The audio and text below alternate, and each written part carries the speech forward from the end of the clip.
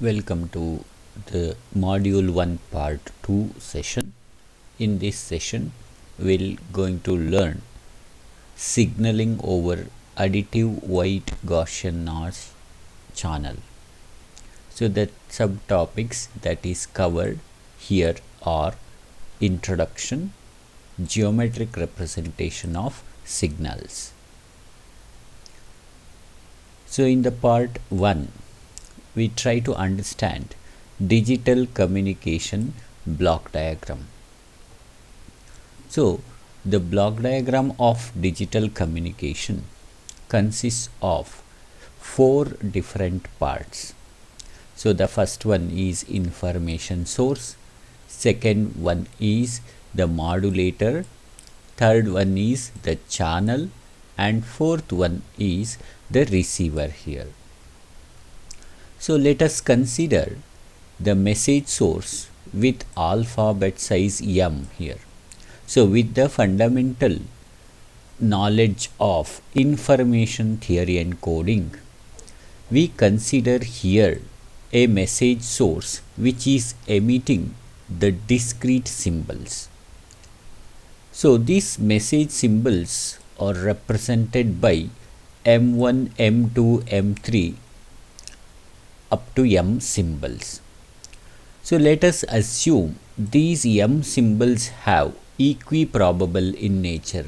That means at equal probabilities they are appearing.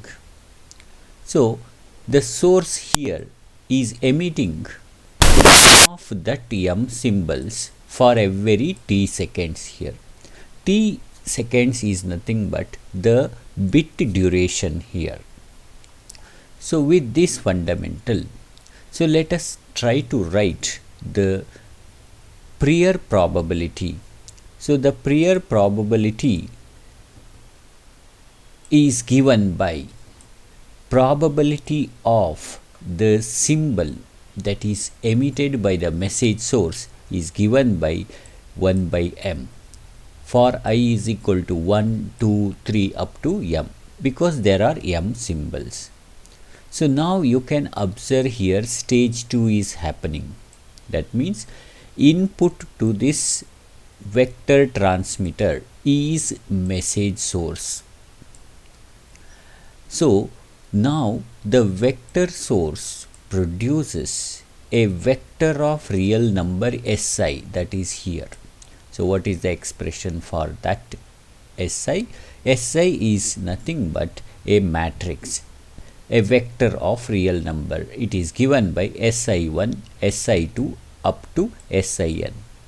So here I value ranges from 1, 2, 3 up to m, whereas n value is ranging from 1, 2, 3 up to n. So this second 1, 2 up to n is nothing but the j value. Always here we have to consider n should be less than equal to m.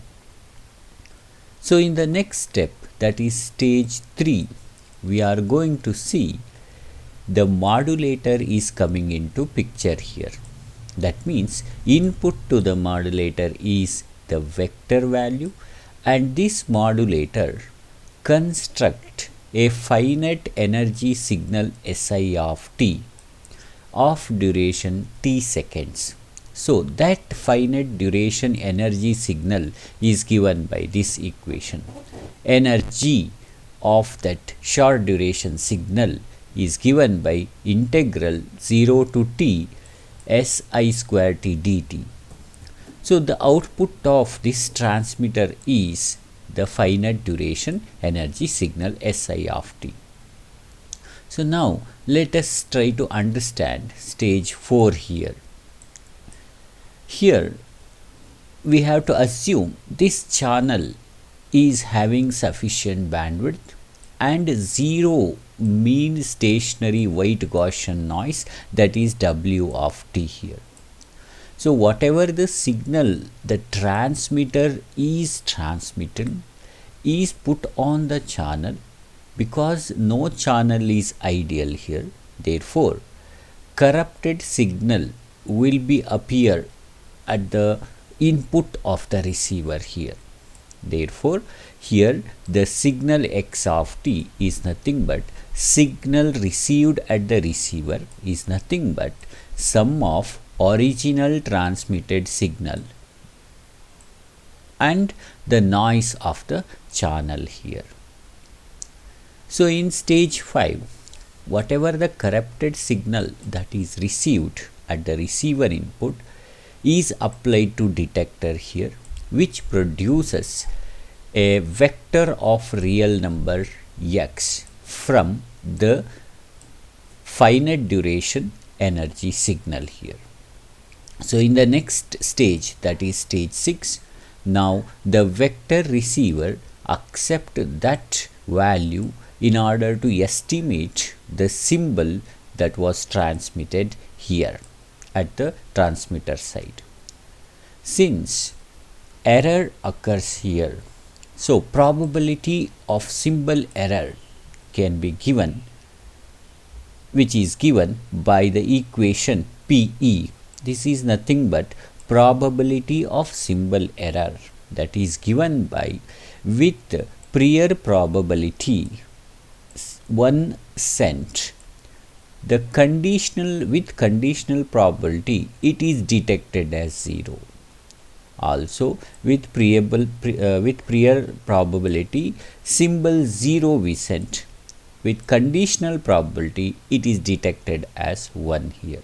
So this gives the expression for the probability of symbol error in digital communication.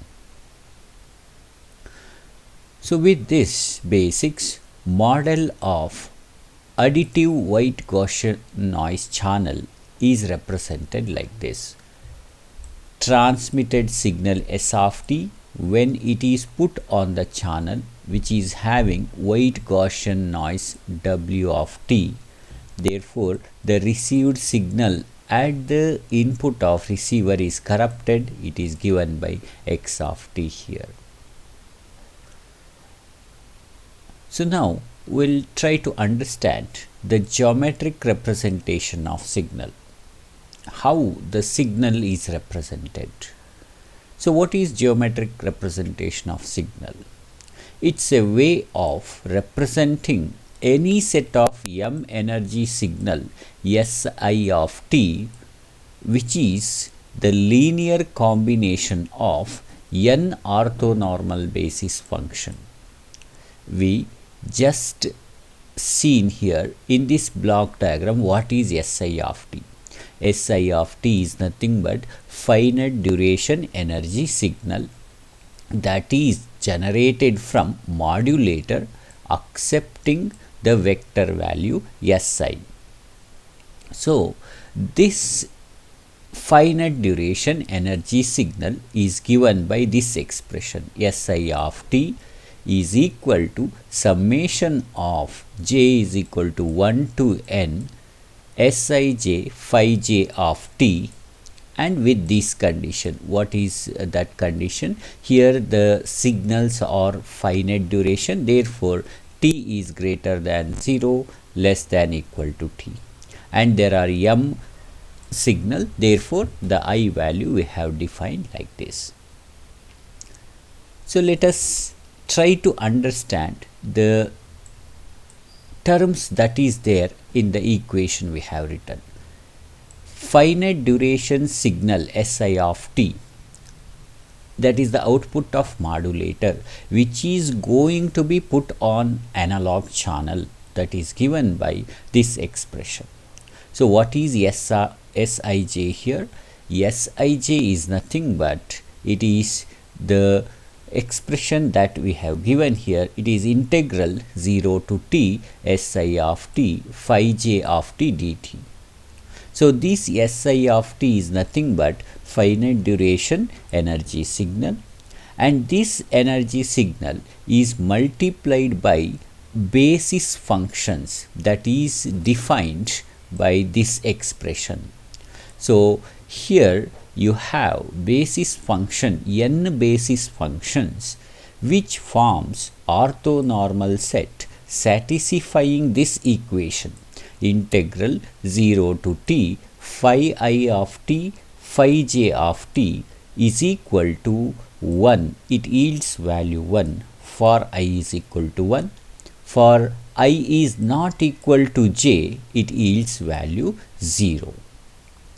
So based on this, given n elements of vector Si as inputs, we can obtain the finite duration energy signal. So here the block diagram is written. So here we are able to see the n elements of vector Si, Si1, Si2, Sin. There are m signals, and here we are going to multiply this m signals, n vector value, by n orthonormal basis function here. Si1 into phi 1 of t plus Si2 into phi 2 of t, and the last term will be Sin phi n of t. So Si of t, that is finite duration energy signal, can be generated by n elements of vector Si. This circuit is called synthesizer. In a similar way, given Si of t, finite duration energy signal, we can obtain the vector value by passing Si of t through correlator. So when a block diagram is having product, that is modulator, followed by integrator, then that block diagram we call it as correlator. So here we have applied Si of t to n orthonormal basis function, phi 1 of t, phi 2 of t, phi n of t, and then this product is passed through the integrator, which yields the value, that is the vector value Si1, Si2 up to Sin. So this block diagram is called analyzer.